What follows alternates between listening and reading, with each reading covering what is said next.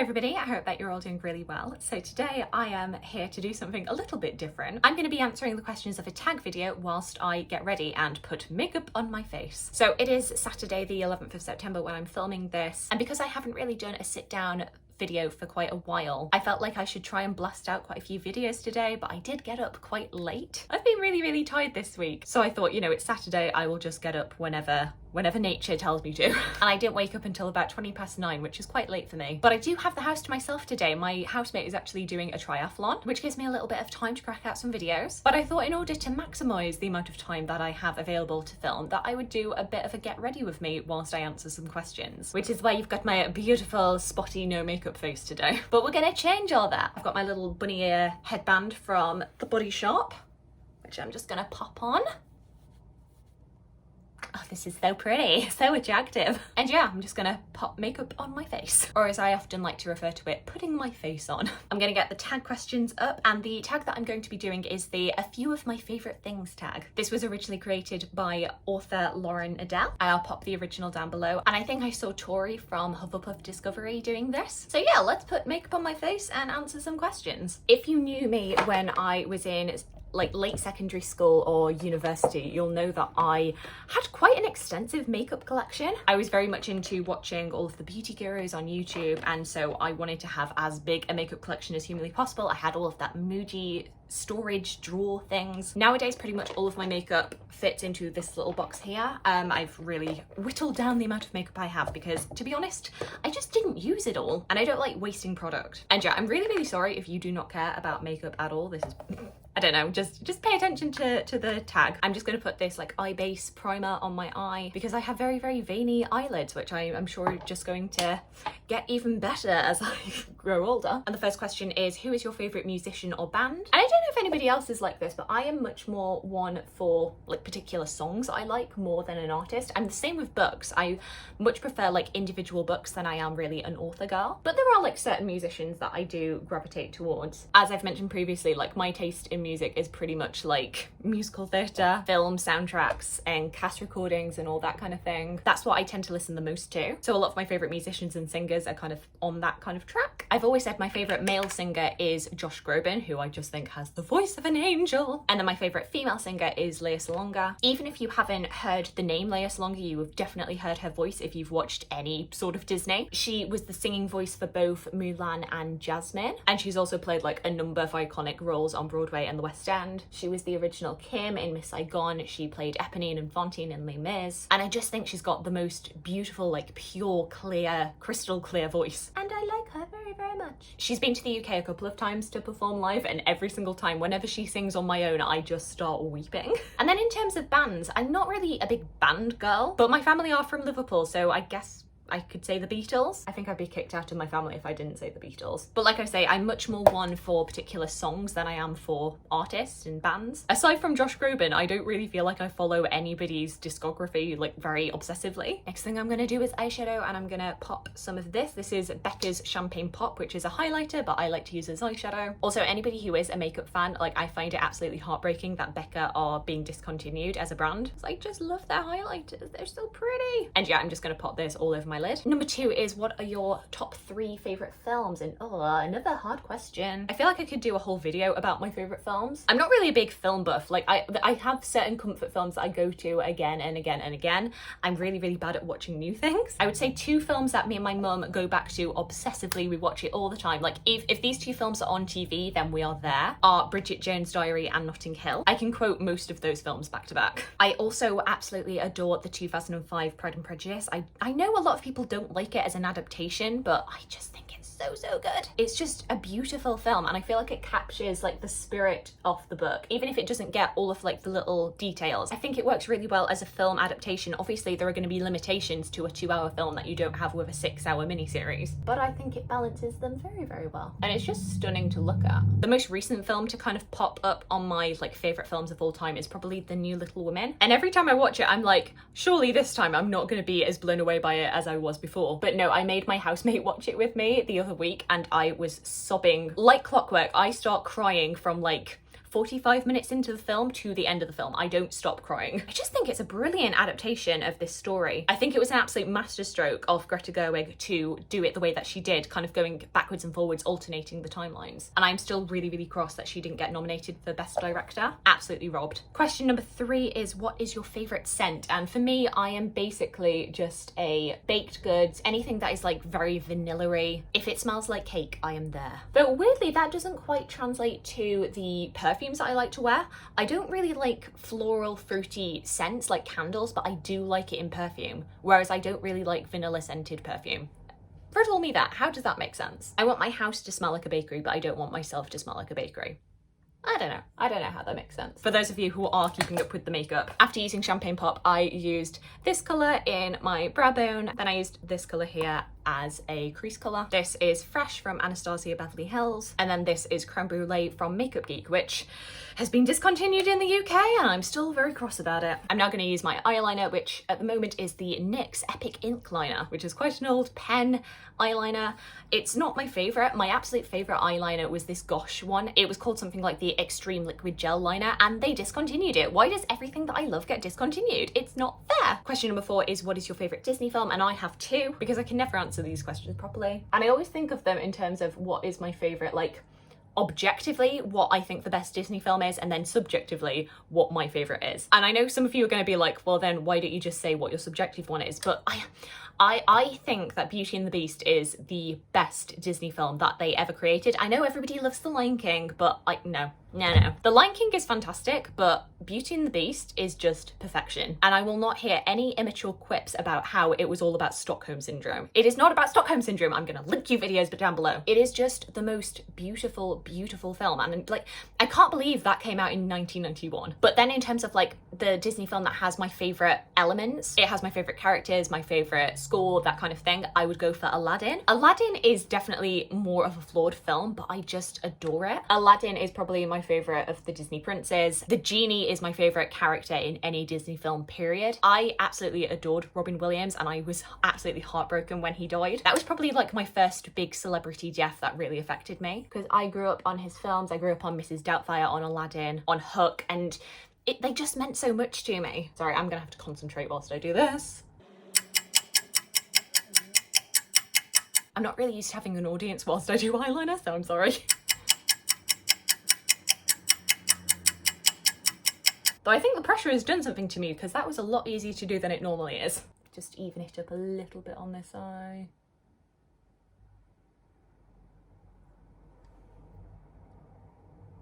I think that's all right. Apparently I should have an audience to see me do eyeliner every day and I'll get it right each time.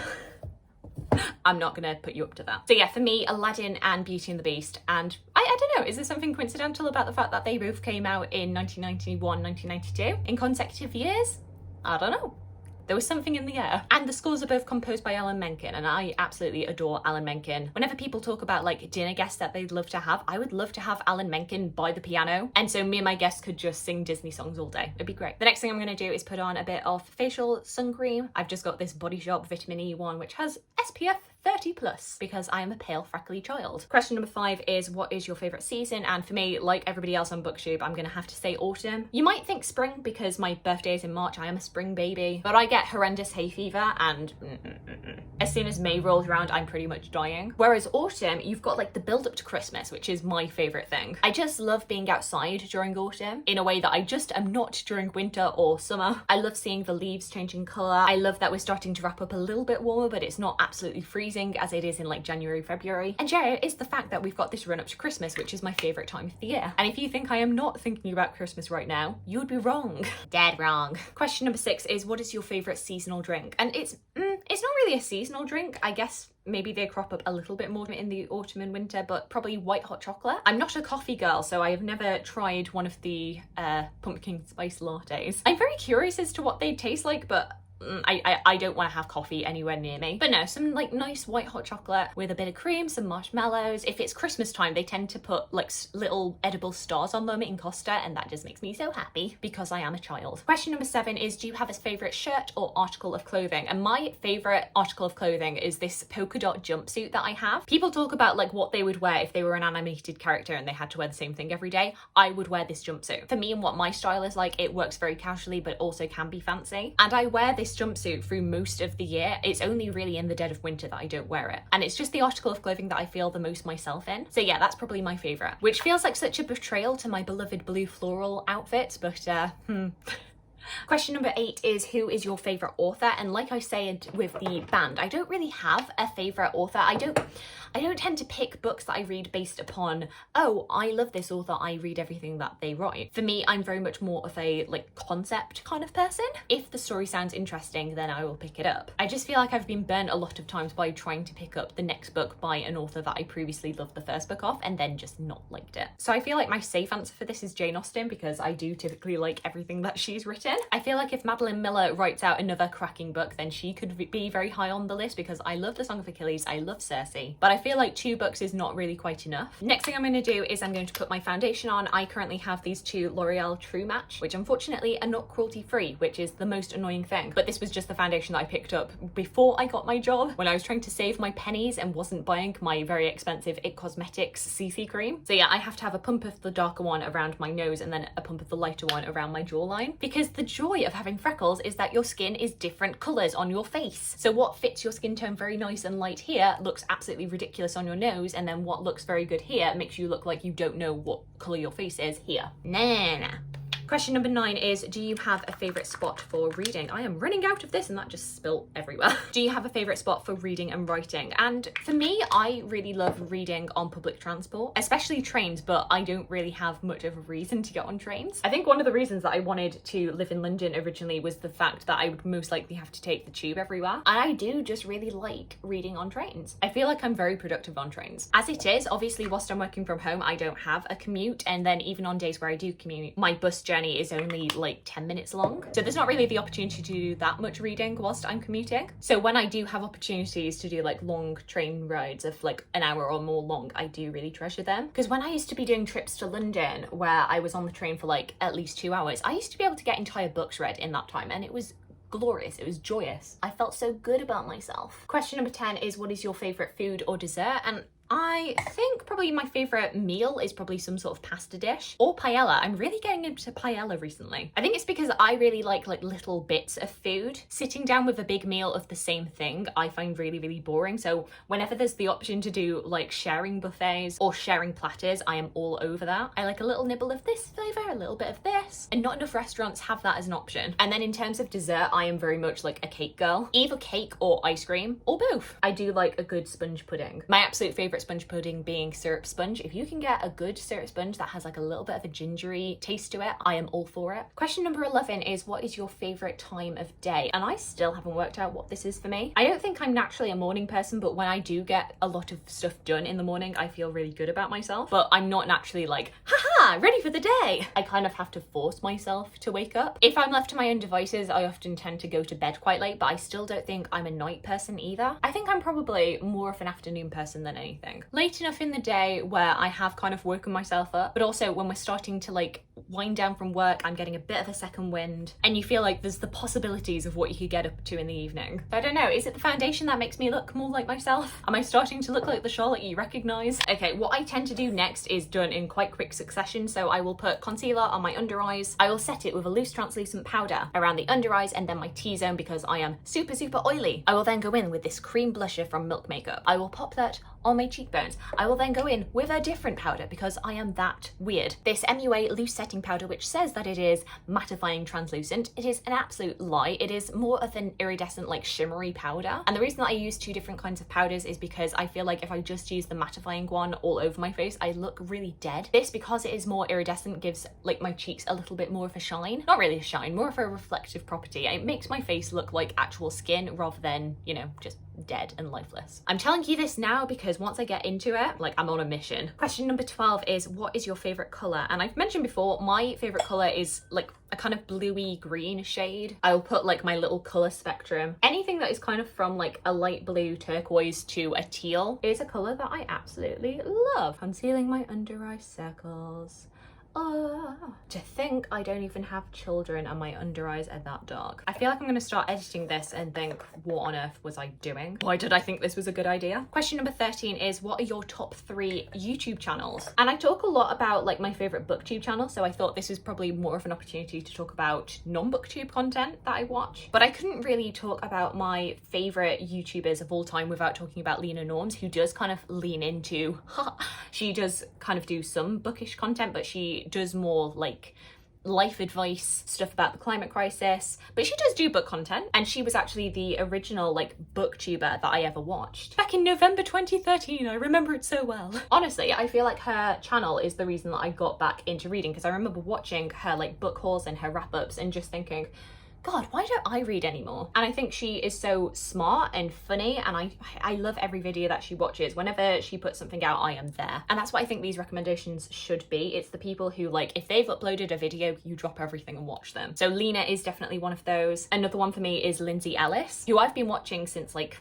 I want to say 2009, 2010. I've been watching her film videos since she was the Nostalgia Chick, and she's just another person who I think is so intelligent. And honestly, I feel like her video essays are the reason that I started getting better at writing essays for university myself. I watched her videos and could kind of see how she structured hers. I think she's a YouTuber who's made me just reflect and be a little bit more critical, and I think that's only a good thing, to be critical of the things that you love, but without being like very nitpicky and without completely losing like the love and the joy of whatever it is that you're talking about. Another YouTuber who, yes, is kind of on the bookish side but doesn't just do book videos is Rosianna Halserojas. I hope I said her name right, but I love her videos. I've been watching her since probably the same amount of time as I've been watching Lena. A lot of people know her as being John Green's assistant, or she used to be. I think she's now like an executive producer. But I feel like there's that kind of friendship group from YouTube who, you know, are a few years older than me, who I was seeing getting jobs in like publishing in London when I was still at university. And I don't know, I feel like I always found it quite comforting to watch their videos. Even though like I don't personally speak to them myself, I feel like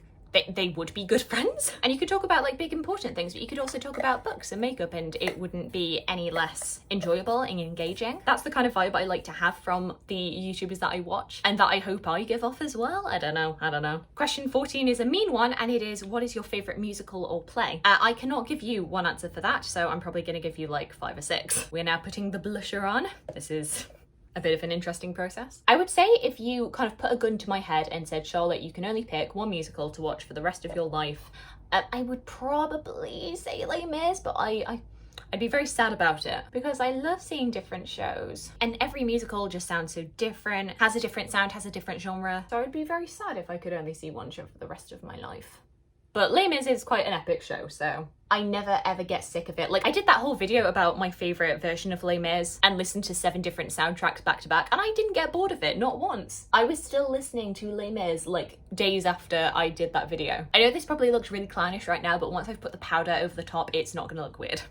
I promise. Either that or I have been looking like a clown for the last few months and nobody's told me. But then I also really love Sweeney Todd. Sweeney Todd is a musical that does not get produced as often as I would like. And I understand it's mainly because it's a very hard show to put on. Like, logistically, in terms of the set, it's a very complicated show to do. But the fact that that has not been sorted and it's not a show that is, like, I think Sweeney Todd should be as prolific as Les Mis or Phantom of the Opera. I think it's that good. And I wasn't really into Sweeney Todd when it was last in the West End, which I think was probably like 2012 when Michael Ball and Imelda Staunton were in.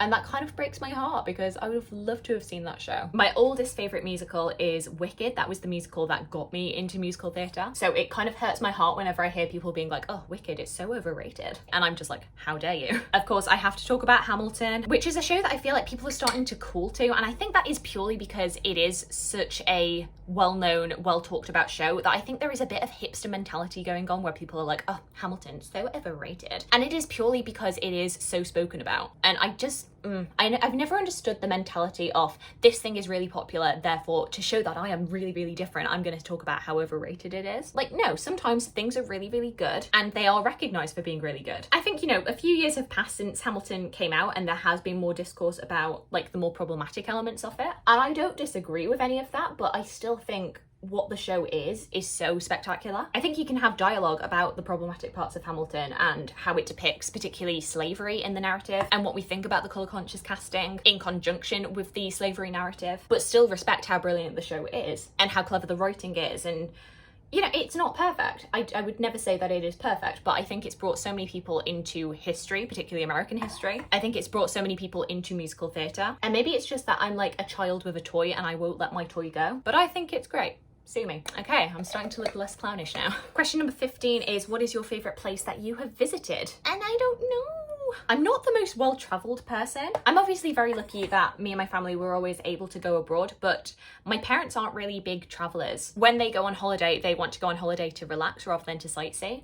So we often went to the same kind of places. We always went to Tenerife or Fuerteventura. With some exceptions, I will admit, like I've been to New York and Florida with my family, and on school trips, I was able to go to Rome and to Barcelona. Oh yeah, I should have said, I'm putting on this brow gel right now. It is the Anastasia Dip Brow Gel, which I definitely need to get some more of because it is running out. And I absolutely loved Barcelona when I went. I remember after we went, me and my friends were saying about how we should go back in like 2026, whenever it is that the Sagrada Familia is meant to be finished. Is that ever going to be finished? I don't know. And then the trip to Rome that we did, we went to Rome, but we also went to Sorrento, which I think is just a stunning, stunning town. We went over Easter and we got to see like the Good Friday parade, which was just the most solemn, beautiful experience. We went to Pompeii, which I feel like I didn't appreciate as much at age 13, but I would love to do again now. And I did really, really enjoy New York. I just wish that we'd had a little bit more time there. And it's been a good 10 years since we went to New York. I would like to do it again. Maybe with more of an adult understanding of how like